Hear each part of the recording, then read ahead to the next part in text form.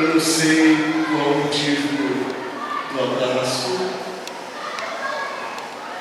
mas eu estava ali pensando, há um doce Espírito aqui, e eu sei que é o Espírito de Deus reina suave paz neste lugar, e eu sei que é a presença do Senhor. Nós nem sempre conseguimos explicar o que é, mas a gente percebe, a gente diz assim, há um quê de diferente, há um quê de diferente. E como é bom poder participar desse momento com vocês, de perceber esse ambiente agradável, esse ambiente saudável, que até dispensa a mensagem falando muito, porque tudo foi mensagem, cantado, a manifestação de gratidão, como eu louvo a Deus e como vamos vivendo e vamos aprendendo. Acho que reafirmou muito na minha vida aquela ideia de que nós não agimos para reparar o passado, nem para garantir o futuro. Nós não temos poder sobre o futuro, nós podemos viver a nossa vida, podemos viver cada dia, podemos agir. E no nosso dia a dia nós fazemos coisas boas, fazemos coisas não tão boas, todos nós, sem nenhuma exceção, todos nós fazemos coisas boas e fazemos coisas não tão boas. E às vezes fazemos coisas que nós acreditamos que são boas, mas que para o outro não é boa. Mas nós vamos vivendo juntos, vamos construindo e vamos percebendo que Deus vai agindo. E como é bom, eu não vou citar nomes, mas eu fico muito feliz. Eu tenho tanta gente que eu fico feliz porque todo mundo com cabelo branco junto comigo. Não é? Nós mulheres, a mulher não fica com cabelo branco, não é? Mas é bom ver que a igreja vai se renovando. É bom ver que a igreja continua agindo. Eu acho que vocês podem ficar mais 20 anos aqui. Acho que podem ficar mais 20 anos. E essa igreja precisa, nem sempre nós temos essa noção, nós conquistamos perto, não é? Mas eu acho que sempre é bom dizer, sempre é bom afirmar a preciosidade que é esta família e este casal que a gente tem aqui na língua portuguesa de gênero, casal de pastores, não é? Essa nossa língua é assim.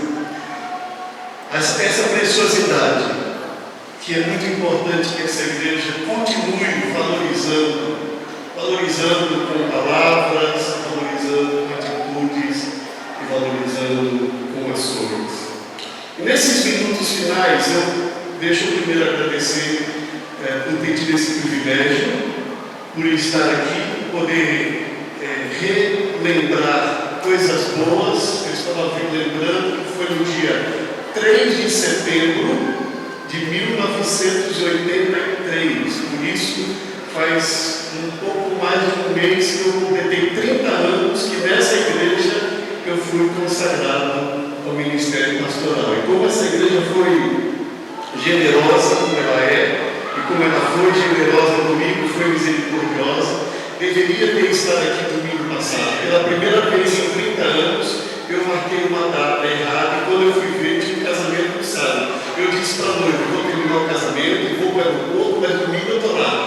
E aí foi com essa bondade, eu sou mudar essa data. Eu agradeço muito. Peço que continue orando também pela minha vida, por aquilo que Deus tem colocado. Minha vida, domingo passado, eu disse à igreja que a minha vida está passando por uma mudança que talvez só eu sinta, não é?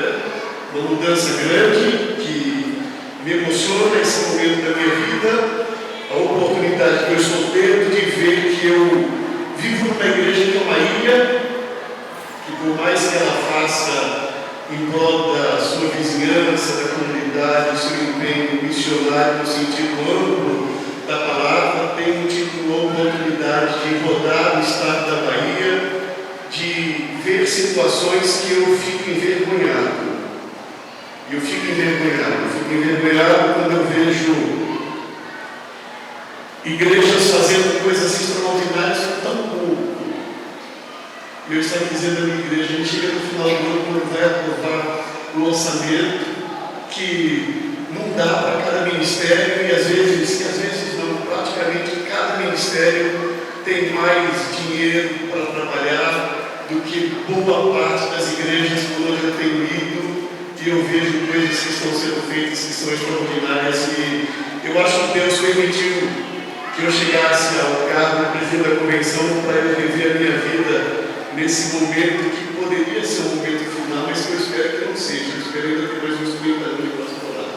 Eu não sei se vai ser pastorado de instituição e igreja, mas de pastorado vai ser. E Deus tem abençoado muito a minha vida.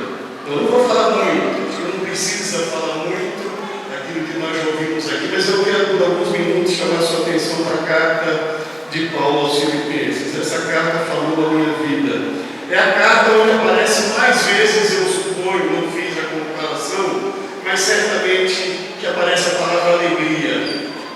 Tá? Eu contei, talvez você conte melhor, eu contei a palavra alegria aparecer 11 vezes. 11 vezes.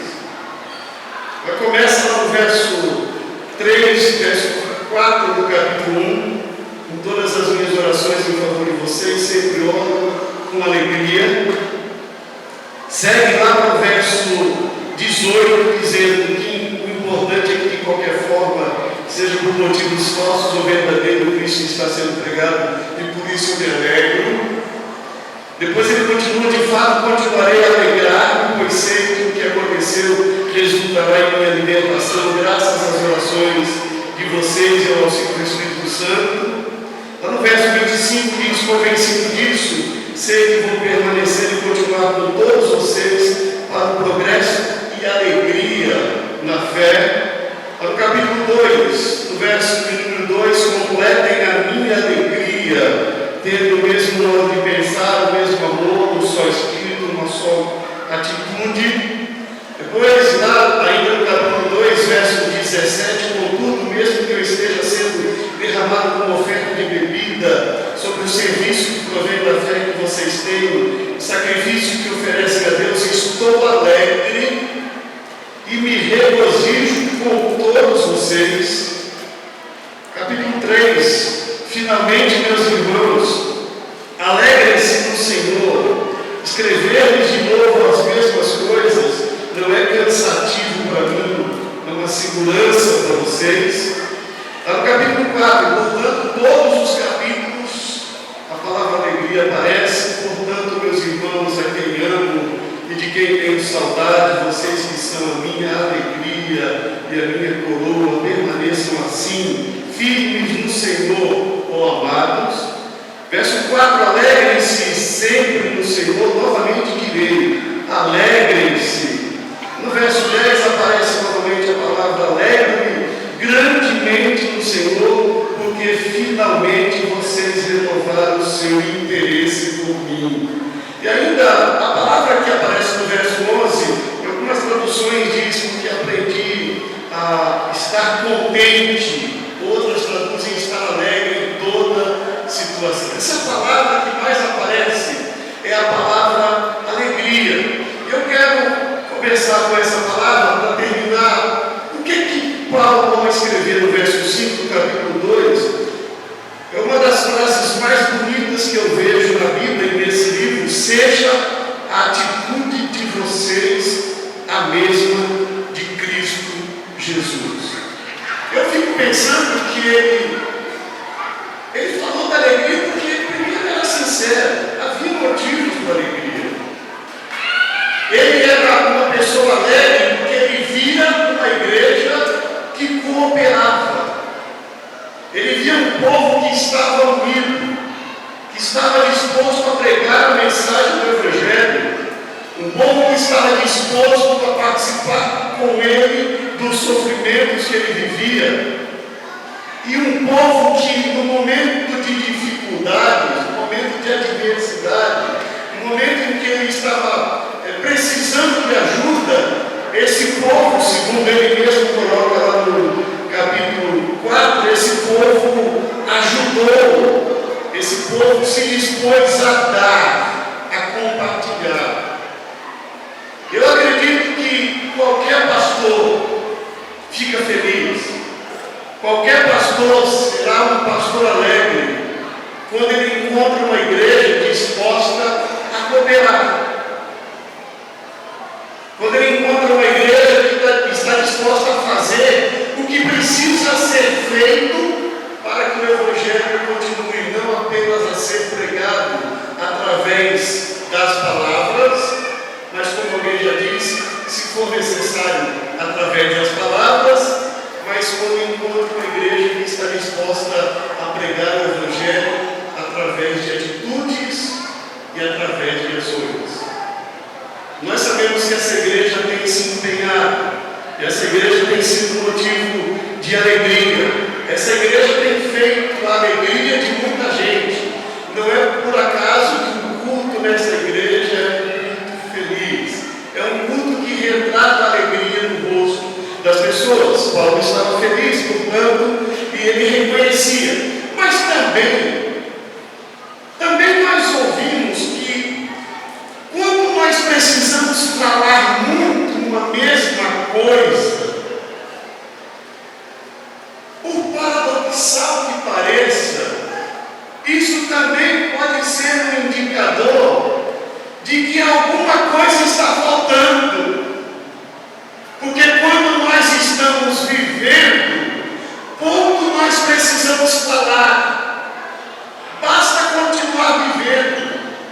A nossa vida é de fato o nosso discurso. E quando eu vejo o apóstolo Paulo falando de alegria tantas vezes nesse texto, eu não estou dizendo que não havia alegria, porque havia, como eu já disse, motivos para alegria. Mas é porque também havia motivos para preocupação. Como toda igreja. E não entre nesse discurso que diz: precisamos voltar a ser como a igreja primitiva. Porque não existe isso. Primeiro, que não existe uma igreja primitiva. São igrejas primitivas. E segundo, porque não eram mar de rosas. Eram igrejas que viviam o Evangelho, mas eram igrejas que tinham problemas. Eu vejo no livro de Atos, quando nós ressaltamos aquela igreja que todos tinham tudo em comum, aquela igreja que dividia, aquela igreja que as pessoas vendiam suas coisas para ajudar os necessitados. Quando eu vejo no mesmo livro falando que lá houve um conflito, que foi obrigado a criar os diáconos, porque as irmãs viúvas de origem helênica estavam se sentindo preteridas na divisão das ofertas, das ajudas. Não existe nenhuma igreja perfeita. Todos nós temos nossos problemas. Basta estar perto. E foi Caetano Veloso que popularizou em uma das suas frases: de perto ninguém é normal. Quando nós estamos perto, nós descobrimos que ainda tem muito para se fazer. E que também há coisas que nos entristecem. Há coisas que nos entristecem. Por exemplo, dois casos. Aqui primeiro, no capítulo 1, verso 15, é verdade que alguns pregam Cristo por inveja e rivalidade. Mas outros o fazem de boa vontade. Estes o fazem por amor, sabendo que aqui é um encontro para a defesa do Evangelho. Aqueles pregam Cristo por ambição egoísta e sem sinceridade, pensando que me podem causar sofrimento enquanto estou preso. Observe, essa igreja da alegria. Essa igreja da alegria também tinha seus problemas. Porque nem todos que estavam naquela igreja estavam trabalhando pelos mesmos motivos. E quando entra no campo do motivo, é uma coisa muito complicada. Porque as aparências enganam.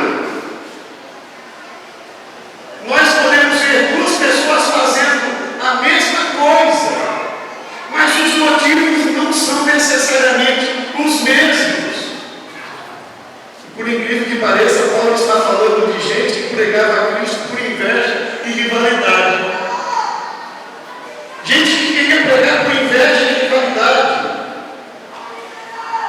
E gente que pregava por ambição egoísta, sem sinceridade, e até pensando que através disso poderiam causar mal ao apóstolo Paulo.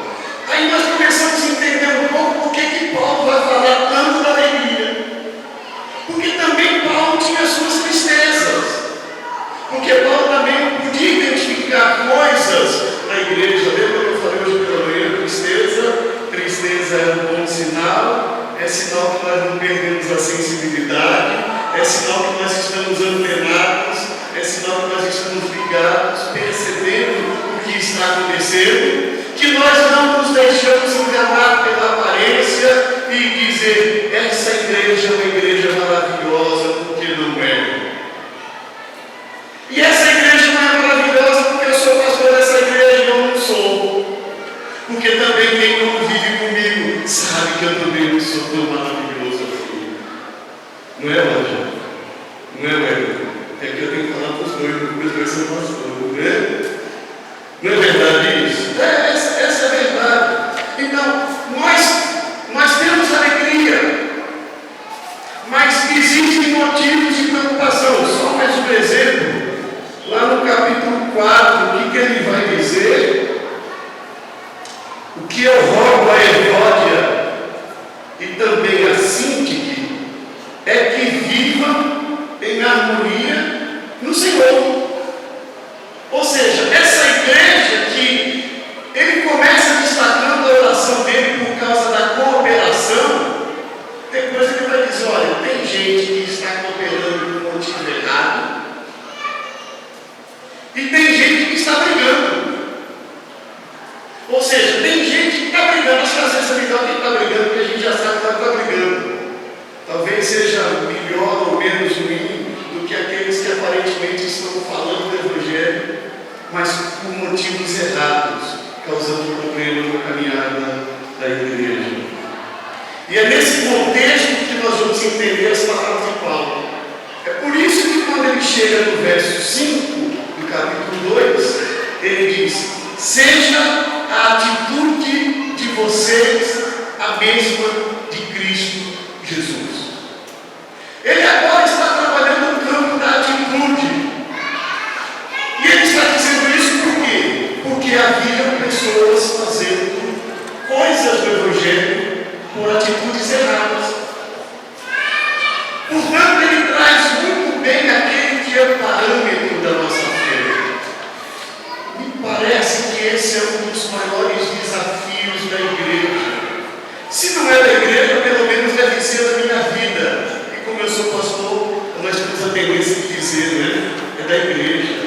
Tipo, o desafio da nossa vida.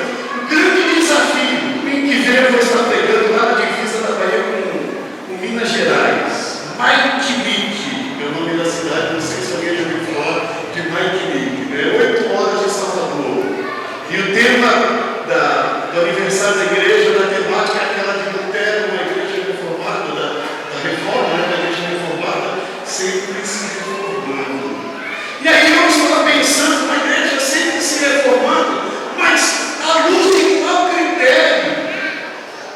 Porque nós estamos sempre reformando, alguns pensam que é reformar o templo físico, outros é reformar a filosofia ministerial, outros é reformar a estrutura organizacional. Eu estou sempre metido em reforma de estatuto.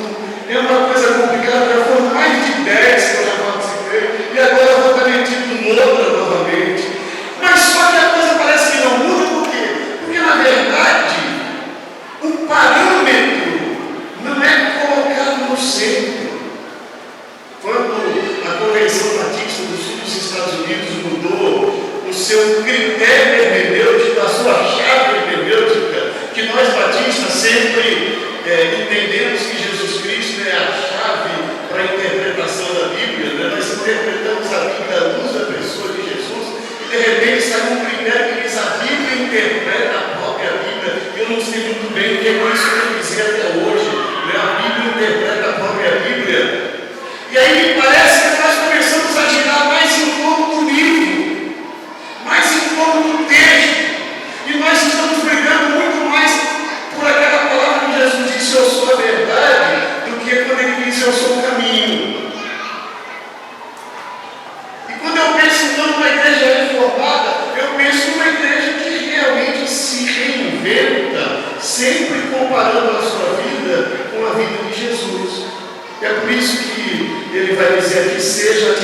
vocês a mesma igreja. A atitude certa não é de ficar brigando, a atitude certa não é ficar brigando por inveja, por rivalidade, não é ficar brigando sem sinceridade. Tudo bem, vá lá, como disse Paulo, em outras palavras, vá lá que é melhor que eles estejam pregando, seja por motivo errado, eles estão pregando, alguém ouve. Eu já vi tanta gente assim, pastor, eu me converti na igreja tal, eu agradeço a Deus, e depois eu fui descobrindo que aquilo não era o evangelho, e eu fui descobrindo que eu tinha que seguir Jesus em outro lugar por causa de Jesus. Mas vai lá, a pessoa se converteu, a pessoa foi levada a Jesus, mas não era o melhor motivo. E aí Paulo vai dizer que, embora sendo Deus, não considerou ser igual a Deus, ou que o ser igual a Deus era algo que devia se apegar. Nós estamos apegados. Eu gosto, eu até entendo a linguagem poética que nós cantamos, eu quero ser igual a Jesus. Não é verdade? Mas eu tenho a impressão que, se nós seguíssemos o exemplo de Jesus, talvez nós cantássemos com mais cuidado, eu quero ser igual a Jesus. Porque ele diz assim: e ele, que embora sendo Deus, não considerou que o ser igual a Deus era algo a que devia se apegar. Porque nós estamos tão apegados em querer ser igual a Deus que nós acabamos sendo obrigados, porque nós não conseguimos, a criar uma máscara, criar uma imagem, ou como dizia Jesus, viver na hipocrisia. Ele diz: mas esvaziou-se a si mesmo, vindo a ser servo. Essa é a palavra número 1. Quando me perguntam se você tivesse que classificar uma igreja ou uma pessoa como uma pessoa espiritualmente madura, qual critério você adotaria para fazer essa classificação? Para mim, até agora, a palavra é a capacidade de servir. A capacidade de servir é, ao meu ver, a principal evidência de que uma pessoa atingiu a maturidade espiritual. Porque nós só somos capazes de servir quando nós nos esvaziamos de nós mesmos. Quando nós somos capazes de dizer, mais ou menos como as mães costumam dizer: eu não estou com fome não estou não, pode comer, tem pouca comida na mesa. Quem já viveu essa experiência sabe o que significa isso, mas só tem 2 pedaços ali. Às vezes você come um pedaço e está com vontade de comer outro, e o outro é da mãe, e a mãe diz: não, pode comer, eu não estou com fome não. Porque essa capacidade de abrir mão da própria vontade pelo outro não é por imposição, não é porque isso faz de você mais espiritual aparentemente, mas é porque é algo natural. Você chegou no estágio que é capaz de abrir mão de si mesmo. Não é algo que se impõe com discurso. Nós precisamos abrir mão da nossa vontade. Temos que ser mais altruístas. E aí a gente começa a se pegar para ser não. É porque nós nos identificamos de tal maneira com Jesus, que a primeira coisa que ele fala aqui é: esvaziou-se a si mesmo, vindo a ser servo. Eu não faço para competir, eu não faço por inveja, eu não faço por rivalidade, eu não faço porque alguém está vendo, eu não faço porque eu vou ser aplaudido, eu não faço porque o pastor vai ao culto me agradecer porque eu fiz, eu faço porque eu acredito que é isso que eu tenho que fazer, e por isso eu faço. Essa igreja de Filipenses estava precisando disso, porque tinha gente brigando, tinha gente servindo por atitudes, por motivos que não eram os melhores. Olha a segunda palavra: e sendo encontrado em forma humana, humilhou-se a si mesmo. Humildade. Ele já disse no latim que a palavra humildade tem a mesma raiz da palavra humus, que é a mesma raiz da palavra terra. Humildade é você ter os pés na terra. Humildade. Humildade não significa sinônimo de pobreza econômica. Eu já conheci pessoas economicamente empobrecidas, que não era só uma questão de autoestima, era uma questão de orgulho, que se manifesta até mesmo de aceitar ajuda quando precisa. Eu me lembro de uma pessoa que ficou desempregada e a igreja resolveu começar a ajudar essa pessoa e de repente a pessoa desapareceu da igreja.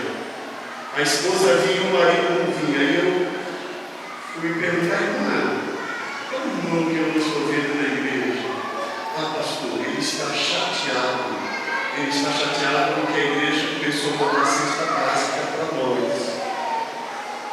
Ok, ninguém gosta de ser ajudado, de receber. Jesus disse que mais feliz é quem dá do que quem recebe. Mas muitas vezes nós precisamos colocar os pés no chão. Colocar os pés no chão, ser humilde, é você encarar a realidade da vida. É você não querer ser aquilo que você não é. Eu li um livro, é bem capitalista, extremamente capitalista. Pai rico, pai pobre. Aliás, tem dois livrinhos nessa área de finanças bem capitalistas que eu acho que vale a pena ler e refletir. Um outro é Casais Inteligentes e Enriquecem Juntos, né? Que na verdade é como administrar o dinheiro de tal maneira que, em vez de você ser controlado pelo dinheiro, você controla. E nesse primeiro livro, Pai Rico e Pai Pobre, ele falava exatamente de dois garotos que, começando a ver seus coleguinhas no final de semana, os pais falando que iam viajar para a casa de pai, para a casa de campo, o garoto chegava com um carro bonito, e ele começava a dizer, quando eu crescer, eu quero ser rico. Aí eles começaram, coisa de menino, né? Começaram a conversar sobre isso, diz a história do livro. E aí alguém disse, você o seu pai é rico, vamos conversar com ele, porque ele vai nos ensinar como ser rico. E aí os dois foram lá conversar com esse, que era o pai de um dos dois, como ser rico. E aí o pai olhou para ele assim, se você quer aprender a ser rico, fala com o pai dele, que era o pai do outro, porque eu conversei com o gerente do banco e disse que está muito bem. E aí o filho ficou com uma interrogação, porque o pai não tinha carro no ano, a casa do pai não era, que era a casa dele mesmo, né? A sua casa não era mais moderna, não tinha carro no ano, ele não tinha aparência. Ele vai dizer aí, uma das teses dele, porque é rico não precisa parecer rico. O problema é que nós muitas vezes precisamos parecer. E nós sabemos que uma das razões principais de conflitos conjugais tem a ver com o excesso ou com a falta de dinheiro. A nossa dificuldade de lidar com o dinheiro. Como nós precisamos parecer o que nós não somos. E humildade é você ter os pés na terra. É você conseguir encarar a sua vida. Eu sou assim, na adolescência eu tinha um verso que parecia um verso que se usava muito com os adolescentes como romantismo, né? Seja pouco, mas seja você. Se este pouco não bastará alguém, este alguém não bastará você. Era um versinho que na verdade é um novo criador de vida, que é desenvolver, em outras palavras, a capacidade de ser humilde. Eu sou isso, não é acomodação, mas é ser capaz de viver com a realidade como ela é. Uns pregam por inveja.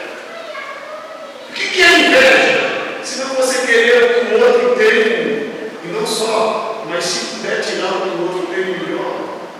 Mas o que Jesus viveu, diz o texto, sendo encontrado em forma humana, humilhou-se. Aí vem a terceira e última palavra, e foi obediente até a morte.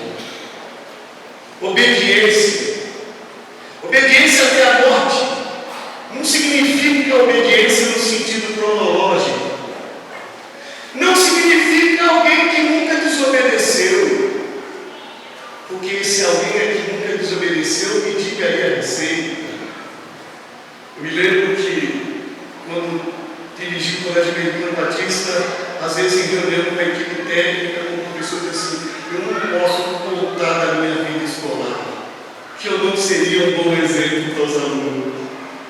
Se eu fosse contar o que eu já fiz, todos nós temos a nossa experiência de desobediência em algum momento. Em algum momento até necessária, uma demonstração do que nós estamos pensando. Nós temos a capacidade de dizer não. Aquela mãe que foi procurar o pastor preocupado com o caminho que o filho estava seguindo e disse: pastor, eu não entendo o que está acontecendo com o meu filho. Ele sempre foi um bom menino, ele nunca me disse não. Simples, né? Aí, problema, porque não aprendeu a dizer não. Porque nós associamos dizer não com obediência. E muitas vezes é obediente ou é sinal de obediência dizer não. Portanto, não é obediência até a morte, logicamente você nunca vai errar, nunca vai desobedecer. Mas é desobediência até o ponto de morrer. Isso aqui é totalmente fora de moda. Esse discurso não tem nada a ver com o que a gente escuta hoje no discurso religioso evangélico, principalmente na mídia religiosa da televisão. Falar de obediência. Obediência até eu dar da vida, é o extremo. Esse é o extremo de ser servo. Jesus foi obediente até a morte, significa ele tinha uma missão, ele tinha consciência da missão. Mas como diz o velho e bonito hino do cantor cristão, quantos que corriam bem, mas não mais comigo vão, ou conosco vão. Não conseguiram a obediência porque realmente não é fácil. Você sabe, eu não preciso dizer isso. Você está vivendo isso como eu estou vivendo. Todo dia nós vivemos isso, porque obediência é algo que nos desafia todo dia. E de repente chega a tentação e diz assim: mas você é bobo. Você não está vendo que está todo mundo ganhando dinheiro desse jeito? E você vai morrer pobre? Você tem a oportunidade, está diante de você. Obediência é você ter clareza de missão e você ser obediente até ao ponto de morrer, mas isso é o extremo. Jesus foi obediente até a morte. Por quê? Primeiro, porque ele foi capaz de esvaziar-se a si mesmo. Não há como ser obediente sem primeiramente ser capaz pedir ajuda de Deus, colocar-se diante de Deus e dizer: Senhor, eu quero realmente, eu quero que o Senhor me esvazie, eu quero viver, eu quero ter autoestima, eu quero viver com dignidade, eu quero ser feliz, eu quero fazer as pessoas felizes, mas isso eu não quero fazer a qualquer preço. Tem um preço. E eu termino então. Quando o apóstolo Paulo chega no final, ele vai dizer: alegro-me grandemente no Senhor, porque finalmente vocês renovaram o seu interesse por mim. De fato, vocês já se interessavam, mas não tinham oportunidade para demonstrar. Não estou dizendo isso porque esteja necessitado, mas aprendi a adaptar-me a qualquer circunstância. Sempre é passar necessidade e sempre é ter fartura. Aprendi o segredo de viver contente em toda e qualquer situação, seja bem alimentado, seja com fome, tendo muito ou passando necessidade, tudo posso naquele que me fortalece. É interessante o raciocínio de Paulo, a genialidade na nossa linguagem teológica, a inspiração divina. É porque isso que Paulo está dizendo aqui, lá no início do capítulo 1, ele vai falar que ele estava na prisão. E ele transformou a prisão num púlpito. Em vez de lamentar porque estava preso, olha o que ele disse: quero que saibam, irmãos, que aquilo que me aconteceu, verso 12 do capítulo 1, tem ao contrário servido para o progresso do Evangelho. Como resultado, tornou-se evidente a toda a guarda do palácio e a todos os demais que estou na prisão por causa de Cristo. E os irmãos, em sua maioria motivados no Senhor pela minha prisão, estão anunciando a palavra com maior determinação e estudo. Como transformou a situação adversa uma situação favorável? Me lembro de uma entrevista de Gilberto Gil, contando um pouco da sua experiência na prisão, na cadeia, na época da ditadura. Ele contando que um carcereiro quebrando a ordem, foi desobediente, carcereiro, né? E o carcereiro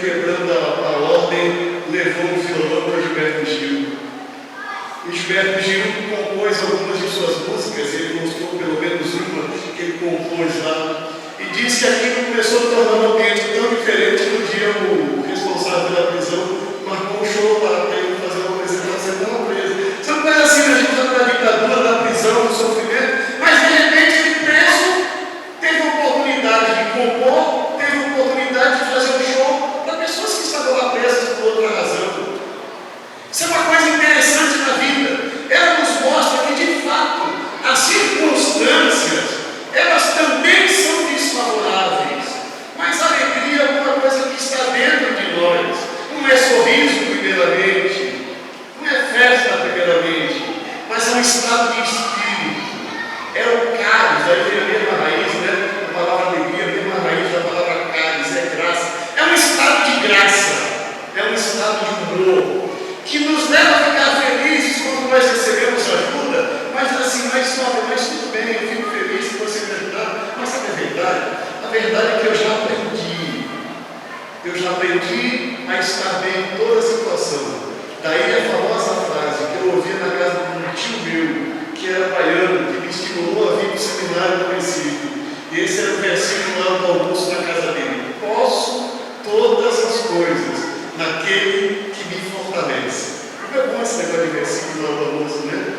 Posso todas as coisas naquele que me fortalece. Eu posso ter abundância, eu posso ter escassez, eu posso estar na cadeia, eu posso estar livre, porque a alegria é algo que está no meu coração e, portanto, eu aprendi. A Igreja Batista Pinheiro é uma igreja alegre, uma igreja que coopera. Eu sei que é uma igreja que também tem seus problemas, mas se não perder de vista que a atitude deve ser a mesma que esteve presente na vida de Jesus, em que se refere a ser servo, a ser humilde, a ser obediente, essa alegria, ela se acaba. Deus abençoe a sua vida, Deus abençoe a minha vida. Eu quero convidar você a inclinar a sua cabeça e a fechar os olhos.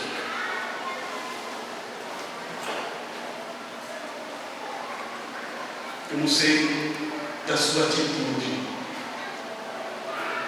Eu não sei que atitudes você precisa rever na sua vida. Eu não sei por que motivo você está aqui nessa noite, se você veio apenas para agradar alguém da sua família, para agradar o meu lado. Eu não sei qual é o seu motivo. Que bom que você veio, seja qual tenha sido o motivo. Mas esse é o momento de você repensar.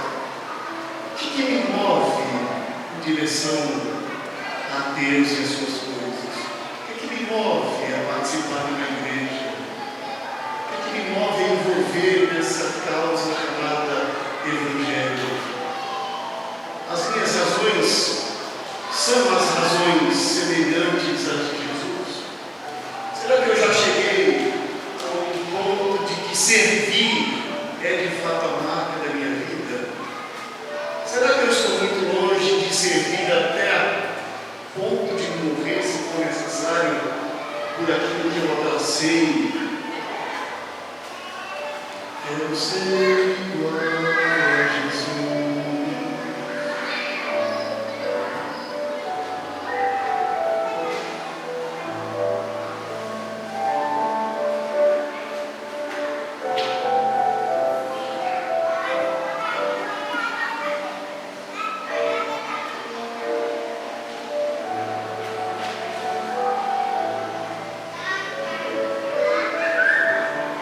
Senhor Deus, nós pedimos que o Teu Espírito Santo nos ajude a abrir mão do nosso orgulho,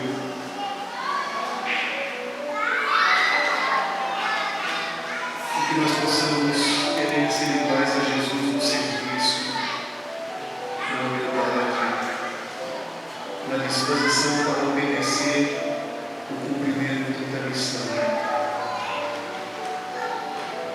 Que esse seja o motivo da nossa alegria, do nosso riso, do nosso amor.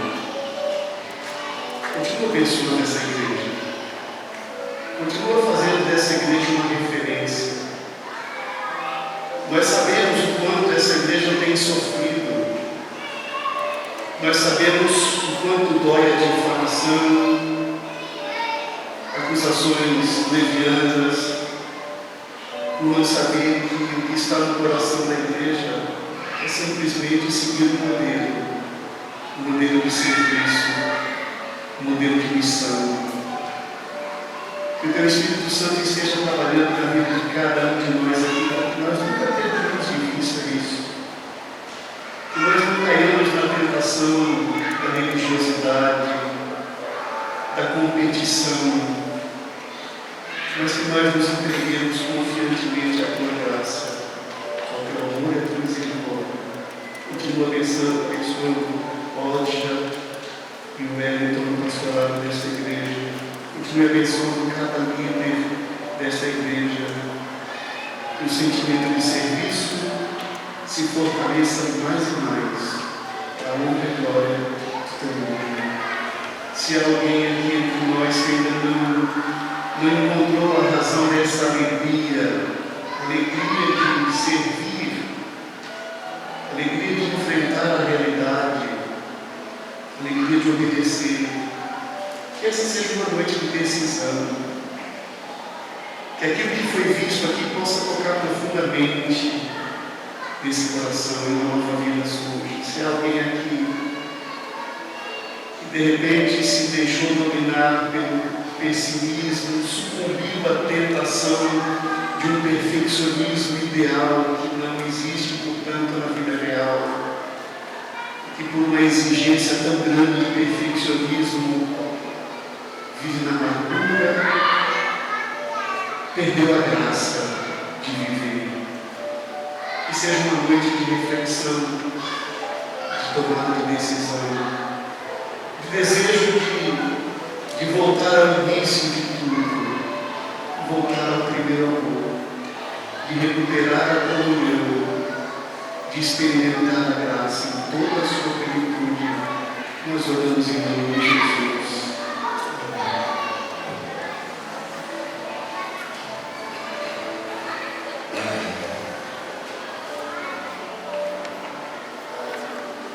A mensagem do pastor Rifar toca alguns pontos que para mim são extremamente preciosos e me incomodam muito, que é a minha busca constante. A ideia do servo, da bacia, da toalha. Quando eu soube, logo no início do ano, as primeiras visitas que eu estudar João, uma das imagens de João que mais me motiva ser aquele servo. E a admiração que com certeza toda a comunidade tem de ter pastores assim que ensinam a sua comunidade a ser igual a Jesus. Estudos, palavras, direcionamento. E nós estamos terminando um mês de festa, uma oração. Fizemos muita coisa, mas ainda é pouco. Deveríamos ter feito muito mais, porque existe muito mais para ser feito. Não há tempo para tanta coisa. E como ponto agora de conclusão desse ciclo de festa, nós temos um presente. Convidar a Liliane, Solange aqui à frente, que foram pessoas que estiveram na coordenação também desse período, para entregar. Tiago também estiveram na frente desse período todo, para entregar um presente que foi pensado, separado, escolhido.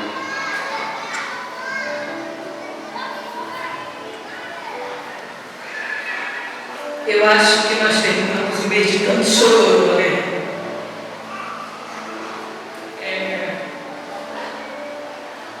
Foi um mês maravilhoso.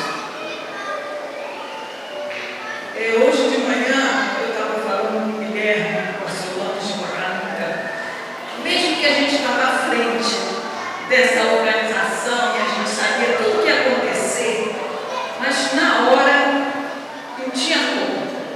A emoção vem e parece que você está vendo pela primeira vez.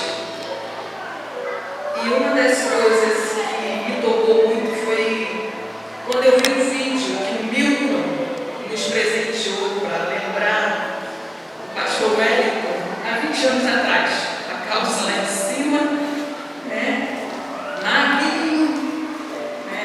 jeito.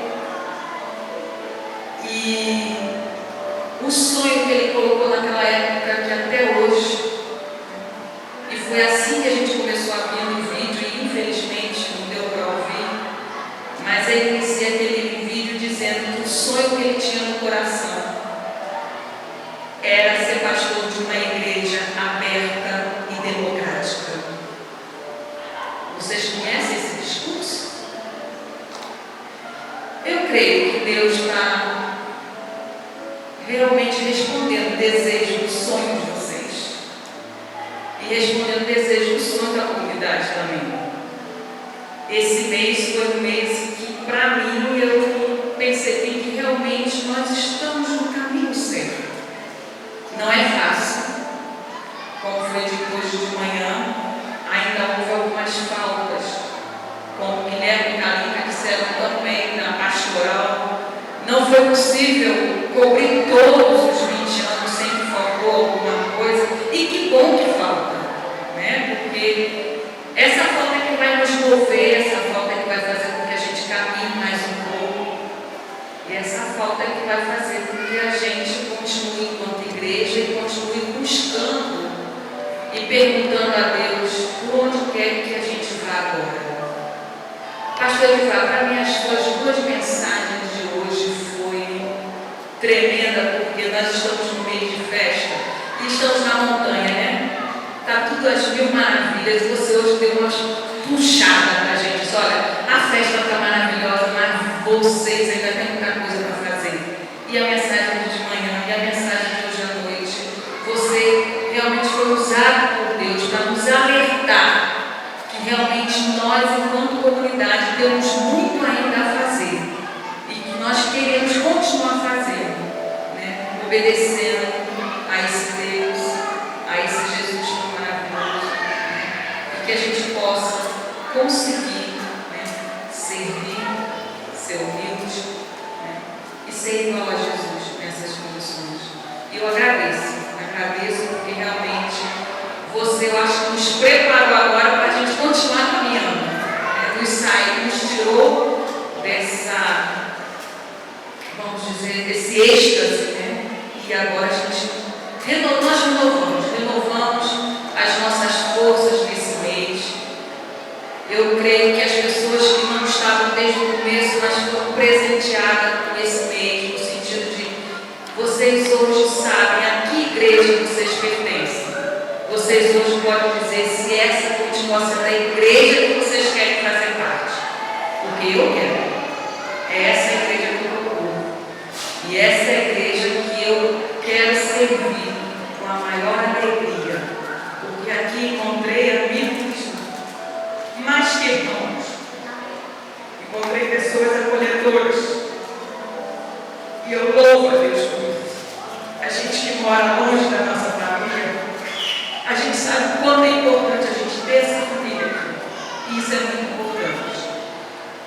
E aí a gente não podia, que a gente vai dar de presente para esse casal, para essa família maravilhosa, né? E aí hoje de manhã foi dito uma coisa do pastor Edivar, a memória é uma coisa maravilhosa, né? Porque está tudo lá guardadinho. E a gente nem sabe que existe, mas quando menos espera, ela surge. E eu sei que tem muita coisa que aconteceu nesse mês que vai ficar guardada na memória de vocês. E vocês às vezes vão ficar relembrando, porque isso vai ser um sopro para reanimar vocês. Mas a gente não se contentou e resolvemos fazer o kit do ministério de 20 anos. E nesse kit consta tudo o que aconteceu nesse mês. Então, eu gostaria de chamar a família para vir aqui à frente.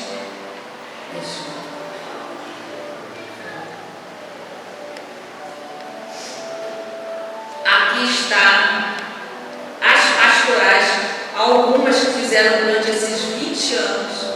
E aí nós fizemos em forma de livreto. As pastorais do Wellington, de Odja e de algumas pessoas da comunidade. E nós fizemos o livreto. E esse faz parte do kit. No kit nós temos todos os depoimentos que foram lidos e que foram feitos aqui para vocês.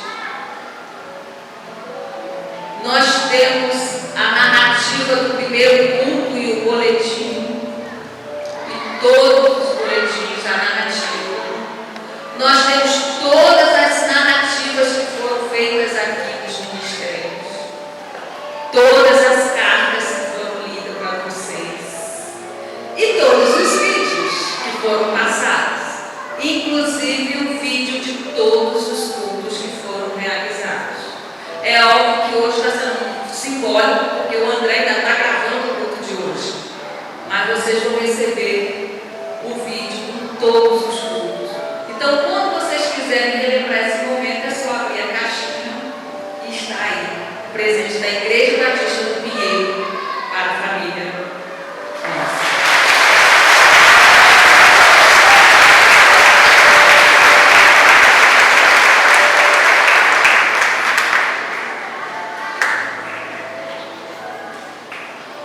Em nome da comissão, também quero agradecer a todos e todas aquelas que fizeram com que isso pudesse acontecer, com muito carinho, com muita dedicação, com muito cuidado.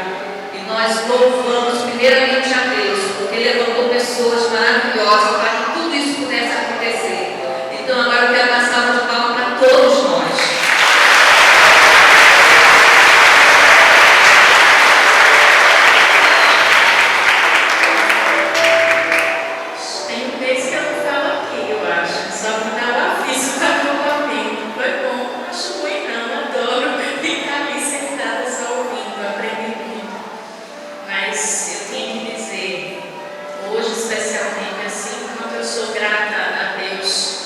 Vocês não poderiam me dar um presente melhor do que essa própria comunidade. Essa comunidade há 20 anos atrás foi um presente de Deus para mim.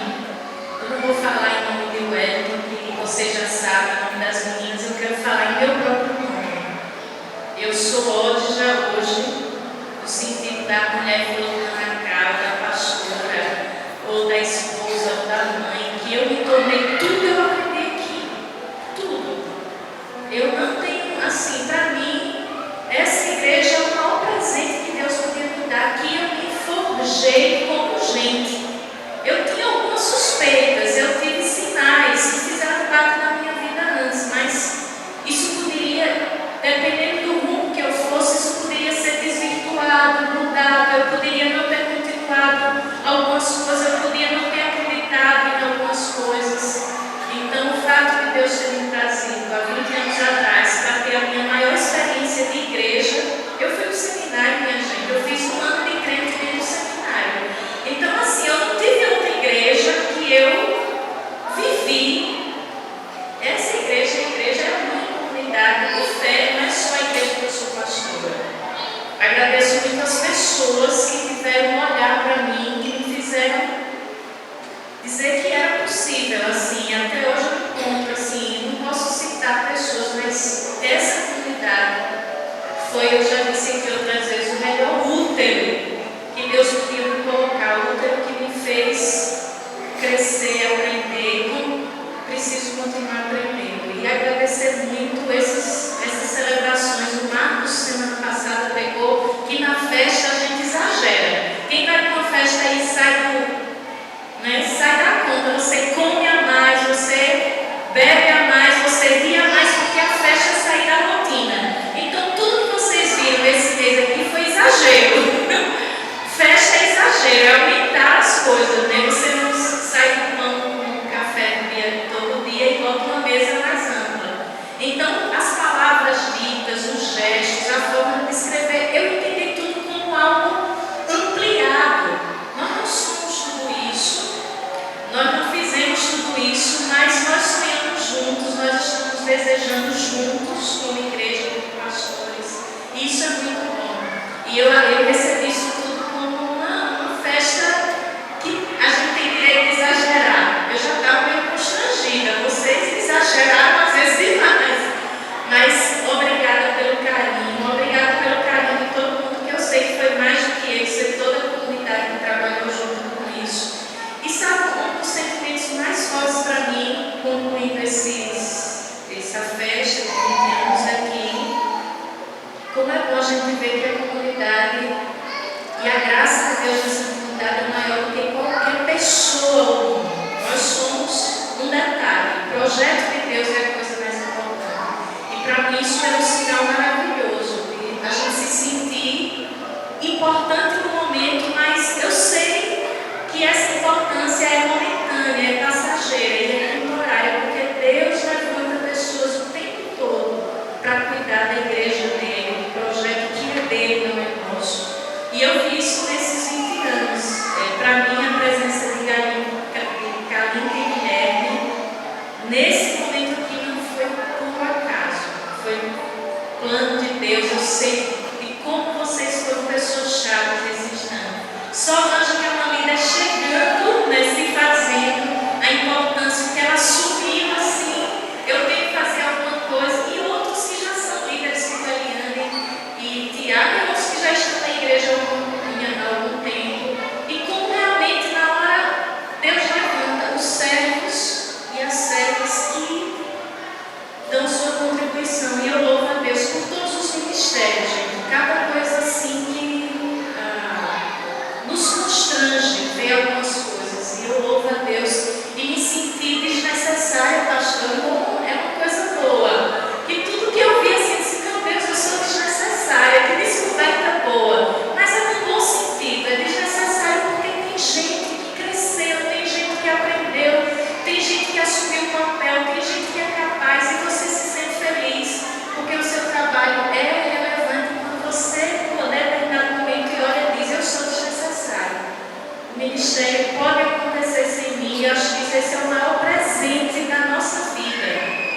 E muito obrigada por esse grande presente que é ver que frutos já estão aí, e esses frutos permanecem, e a gente louva a Deus, porque foi uma parte pequena desse processo, né, de Deus assim fazer essa obra tão bonita durante esses 20 anos. Muito obrigada mesmo. E os presentes, Luzia, olha, eu olhei, gente, não foi assim, a primeira vez na casa da Luzia eu disse, meu Deus, que coisa linda, tem uma escultura dessa no jardim dela, e eu fiquei encantada, como eu queria uma coisa dessa na minha casa. Eu não sei, o anjo escutou e disse amém. E esse e tantos outros presentes não dizem muita coisa diante do presente que é essa igreja na minha vida. E muito obrigada por vocês. Quem merece a festa é mais vocês do que nós. Muito obrigada.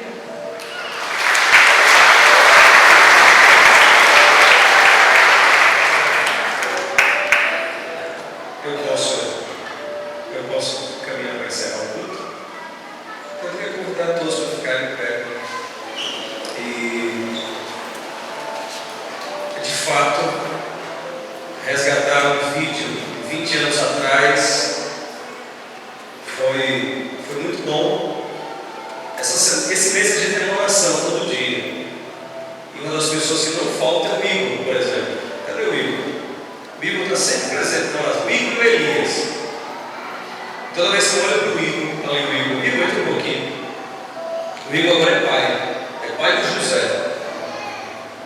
Igor tem exatamente a idade que eu tinha quando eu cheguei aqui.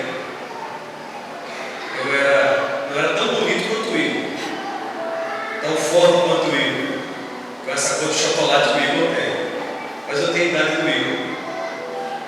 E aí eu olho para o Igor e agradeço ainda mais a Deus por tudo que ele fez, 20 anos depois.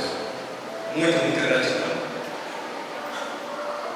Presente, a gente recebeu tantos, e dentre eles, talvez nossas duas filhas serem crentes 20 anos depois, amarem a igreja que elas são membros e amarem o Evangelho.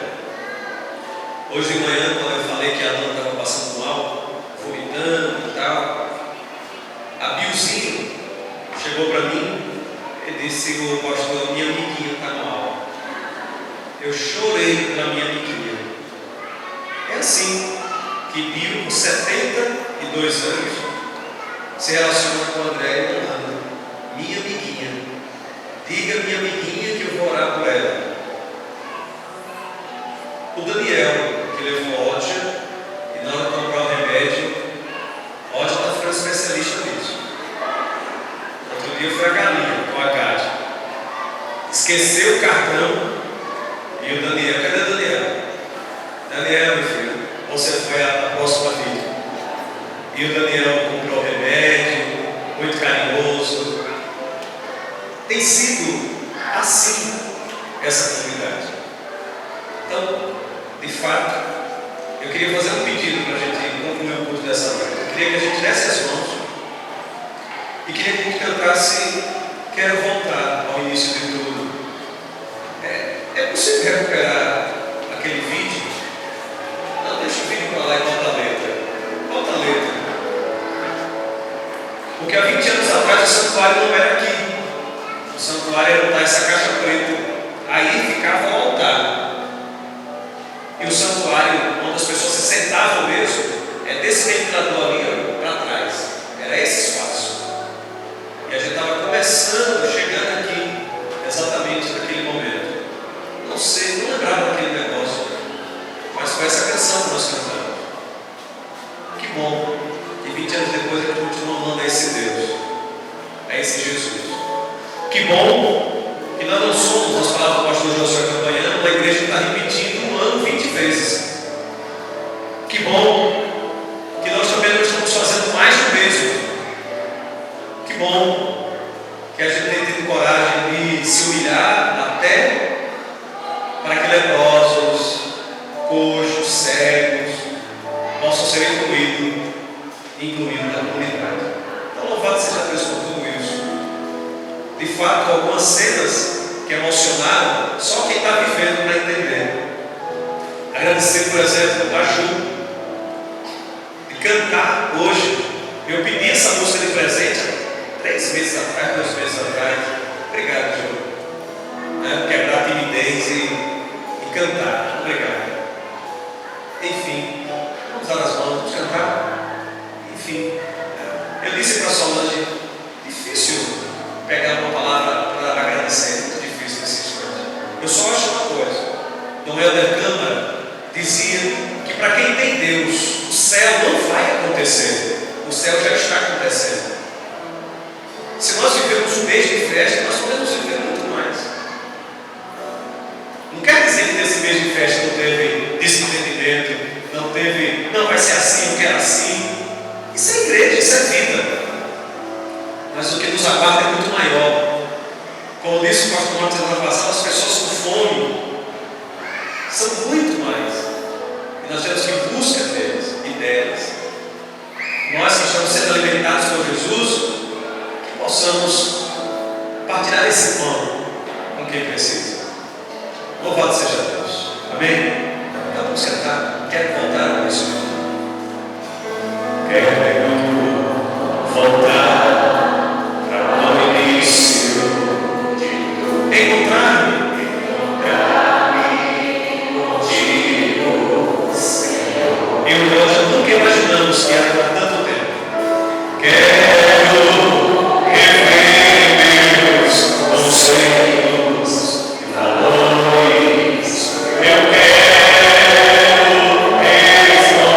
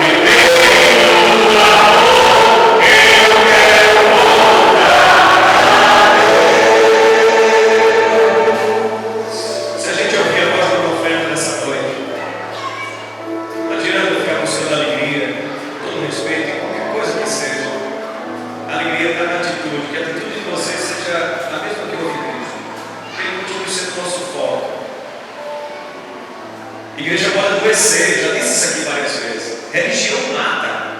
Estou dizendo novidade nenhuma, Jesus disse isso. Evangelho de João capítulo 16. Chegará o tempo em que as pessoas vão matar vocês e vão ter a certeza que fizeram um favor a Deus. Mas religião também pode fazer tudo que a gente viu esse mês aqui. Tornar o que não é em algo que passa a ser. Tornar o que é tratado como pequeno e grande. Dar significado à vida. Encher o coração de sonhos. Transformar uma pessoa acomodada em militante. Eu li ontem, Boaventura de Souza Santos, que esse livro que ele acabou de escrever, que ele lançou hoje em Maceió, foi uma prestação de contas a uma ala da religião que ele achava que era toda alienação. A religião, lembra? É o ópio do povo. Ele diz: não, tem muita gente lutando por justiça e não está motivado por partido político, por sindicato. A motivação dele é a religião, é Jesus de Nazaré ou a sua fé. Então a religião também pode ser elemento de transformação. E pode ser. E será. Depende só de mim e de você. Em nome de Jesus. Amém? Vamos orar? Vamos orar ao Senhor. Olha, Deus. De fato, como falou a Eliane, foi muito bom para a gente poder relembrar tanta coisa que o Teu Espírito Santo fez através de cada pessoa que carrega o nome da Igreja Batista do Vinhedo. Isso não é magia. Isso não depende de um homem, de uma mulher, de um pastor. Isso é o trabalho de uma comunidade. Tem pastor que não caminha porque a igreja não permite. E tem igreja que não avança porque o pastor não ajuda. E tem pastor e igreja que não sai do lugar porque não deixa o Espírito Santo ser o que ele é. O guia. Então tudo que aconteceu nesses 20 anos, que nós recapitulamos nesses 30 dias, são obras do Espírito Santo de Deus na história da Igreja do Pinheiro. Não tem outra explicação. Por isso que toda honra, toda glória, todo louvor é dado ao Senhor Jesus. Como disse hoje, recebemos os presentes no constrangimento. Eu gosto de presente. Eu gosto de abraço. Eu gosto de rir. Eu gosto de comer. Eu gosto de beijar. Não tem problema nenhum com isso. Mas eu te agradeço porque o teu servo profeta nessa noite disse uma coisa que desde o primeiro dia até hoje nós continuamos com os pés bem fincados na terra. Que a Igreja do Pinheiro continue com a cabeça posta no teu coração, mas os pés bem colocados no chão, na terra. Terra com tudo que ela tem de bom. Que a tua bênção nos acompanhe. Que de fato, como teu filho há pouco orava, alguma pessoa que nessa noite está aqui, Senhor, ouviu a tua palavra, que busca alegria em qualquer outra coisa que não o Senhor Jesus, que possa definitivamente se render aos teus pés e convidar o Senhor para fazer morada. E assim a gente poder sonhar juntos e fortalecer esse grupo para que a gente possa fazer ainda mais, lutar por mais justiça, lutar por mais dignidade, lutar para que o céu de fato comece aqui, como disse no Evangelho. Fica conosco, dá-nos agora um bate-papo legal, quando a gente estiver comendo bobó, a gente possa conversar, que a gente possa rir, que a gente possa seguir em frente. Mas amanhã a semana começa de novo. Tem trabalho, tem escola, tem labuta, tem conta para pagar, tem exame para fazer, tem tanta coisa. Mas nós vamos fazer com motivação melhor, cabeça erguida, na certeza que o Senhor é o nosso Deus. Com aquela certeza que nós não estamos caminhando de um lado para o outro, nem para a tonta, que nós sabemos para onde nós estamos indo, aleluia. E que o Senhor irá nos guiar. E quando não der, não der, porque basta cada dia o seu mal. Fica conosco, Pai. E muito obrigado por tudo. No nome de Jesus. Amém. Olha, deixa eu te dizer uma coisa. Finalmente, tem um abaixo-assinado ali. Eu acho que esse abaixo-assinado demorou demais. Você pode assiná-lo ou não. Mas leia. E se você acha que chegou a hora, assine. O que é para frente que ensina, em nome de Jesus. Deus abençoe a todos. Dê um abraço ao seu irmão, à sua irmã. Pastor Edvan, muito obrigado por tudo.